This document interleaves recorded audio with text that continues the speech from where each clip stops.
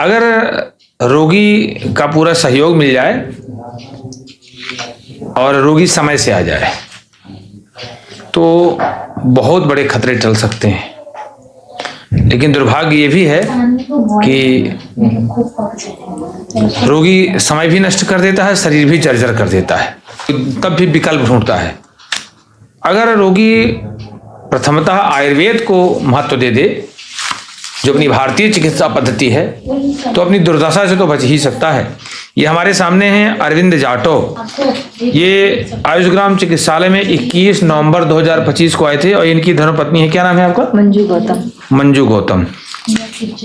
ये कहाँ से रहने वाले हैं? मैं सीपी जिले में अमोला से। नया अमोला। हाँ। पता आपने लिखाया था। हाँ। जिस समय आयुषग्राम में आए थे उस समय आप 13 दवाइयाँ खा रहे थे। कितनी दवाई खा रहे थे? 13 दवाई खा रहे थे ना।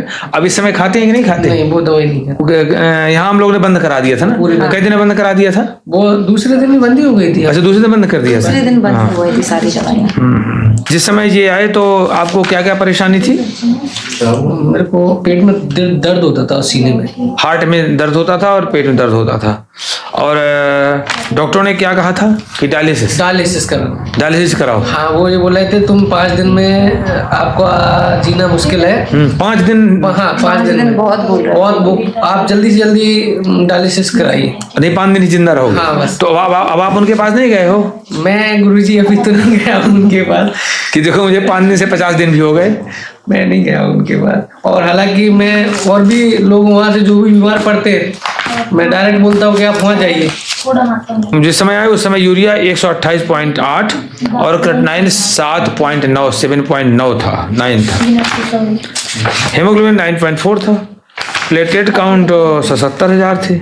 जब आप यहाँ पर आए हमने देखा आपको तो हमने क्या कहा था? आपने ये बोल दिया था कि आप टेंशन नहीं लीजिए, आप पूरी तरीके से ठीक हो जाएंगे। हाँ, हमने कहा था कि आप तनाव मत लीजिए। आप दिव्यपाश्रय चिकित्सा को पालन करिए, युक्तव्यपाश्रय का पालन करिए। सत्ता हो जाए तो हम करेंगे ही। आपको अहितकर बातों से हटा करके हम हितकर तथ्यों की ओर लगाएंगे। और जो हमारे यहाँ दिव्यपाश्रय चिकित्सा में राम नाम का जप, सुबह प्रातः योग, प्राणायाम, हवन, क्योंकि अपने यहाँ पंचकर्म और दवाइयाँ दोनों चलती रही, आहार प्रत्याहार, तो 6.8 हो गया एक सप्ताह में। बहुत अच्छी रिपोर्ट आई। इसके बाद दूसरे सप्ताह जब 5 दिसंबर 2025 को जांच कराई तो 6.4 क्रेटिनाइन हो गया, यूरिया 112.6 हो गया, हेमोग्लोबिन इंक्रीज करने लगा। 12 दिसंबर को 5.8 हो गया क्रेटिनाइन और 104.2 यूरिया हो गया, हेमोग्लोबिन 10 हो गया। और आज ये फॉलोअप में आए हैं तो बहुत जबरदस्त रिपोर्ट, क्रेटिनाइन 4.9 और यूरिया 89.2। आयुर्वेद कोई चमत्कार नहीं है, मैं बार बार कहा करता हूं, ना ही कोई ये जादू है। इसका भी एक दर्शन है, इसका ये एक अलग विज्ञान है। भारतीय चिकित्सा पद्धति है, पुरातन चिकित्सा पद्धति है, वैदिक चिकित्सा पद्धति है। तो हमें लगता है इसका सर्वाधिक प्रचार प्रसार होना चाहिए ना? बिल्कुल होना चाहिए। अब तो आप चिंता मुक्त हो गए होंगे कि? बिल्कुल, मैं अब तो बिल्कुल मन मुक्त हूँ, मैं किसी पे ध्यान ही नहीं देता।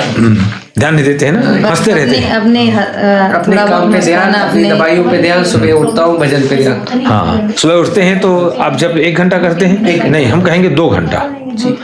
हम सबसे कहा करते हैं 2 घंटे सुबह जब और 1 घंटा शाम को जब, इतना जरूर करिए। और नियम वही है जो यहाँ पे समय सोने का था, सुबह जागने का था। हाँ, सारा समय सोना किसी भी हाल में टाइम टू टाइम चल रहा है उनका घर पर भी। हाँ, और खाने में भी जो यहाँ पे दिया करते थे वही पूरी कोशिश करी हमने कि वही खाना उनको घर पे भी अब उपलब्ध। मूल समस्या आपकी ब्लड प्रेशर की थी। हाँ। और ब्लड प्रेशर की सारी दवाइयाँ अंग्रेजी बंद हो गई। हाँ। जब आप अंग्रेजी दवाइयाँ खाते थे तब भी आपका ब्लड प्रेशर 180 और 100 था। हाँ। और आज आपका ब्लड प्रेशर, अंग्रेजी दवाइयाँ बंद हैं तो भी 160-90 है। अब हम ब्लड प्रेशर को और कवर करेंगे और आप ठीक हो जाएंगे, ठीक हो ही रहे हैं।